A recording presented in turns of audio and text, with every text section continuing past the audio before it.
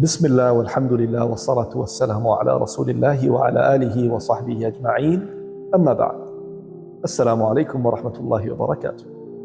Dear brothers and sisters in Islam, welcome to another episode of Ramadan Reminders 2026 presented by Muslim Council of Hong Kong. Today's topic on Be Like Prophets is the story of Ismail alayhi salam. Allah subhanahu wa ta'ala mentioned about Ismail alayhi salam in the Quran in many different places. For example, in Surah Maryam, Allah Almighty says, وَاذْكُرْ فِي الْكِتَابِ إِسْمَاعِيلَ إِنَّهُ كَانَ صَادِقَ الْوَعْدِ وَكَانَ رَسُولًا نَبِيًّا وَكَانَ يَأْمُرُ أَهْلَهُ بِالصَّلَاةِ وَالزَّكَاةِ وَكَانَ عِندَ اللَّهِ مَرْضِيًّا. Allah Almighty says, and mention in the book Ismail, he was the truthful in his promises and he was a messenger and a prophet of Allah Almighty. Ismail, he used to command his family to pray and to give zakat, and he was among those who is devoted to Allah subhanahu wa ta'ala. Not only that, Allah Almighty mentioned in Surah Al-Anbiya, وَإِسْمَاعِيلَ وَإِدْرِيسَ وَذَا الْكِفْلِ كُلٌّ مِّنَ الصَّادِقِينَ. Ismail, Idris and Al-Kifl, all of them, they are amongst the patient. And also Allah Almighty gave glad tidings to Ibrahim, and he said in Surah Al-Saffat, فَبَشَّرْنَاهُ بِغُلَامٍ حَلِيمٍ. Allah Almighty gave glad tidings to Ibrahim about a baby boy who is Ismail alayhi salam. So now coming and talking about Ismail alayhi salam, we can talk for long and long and long. But I would like to share with you one story, one example that is very important for all of us to understand, to implement, and to focus on ourselves and our children to give this kind of example and tarbiyah upbringing to them. What is that? The story of Ismail alayhi salam when he was around 7-8 years old.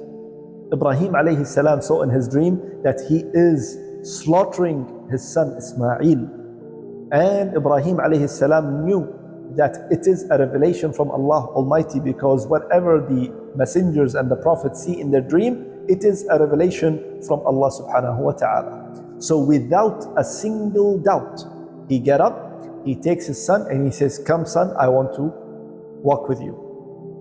So while he is going all the way far from the house towards the one of the mountain, he said to him, "Oh my son, I saw in my dream that I am slaughtering you. فَانْظُرْ مَاذَا تَرَى." So what you think? See, this is the conversation that the father and the son is having.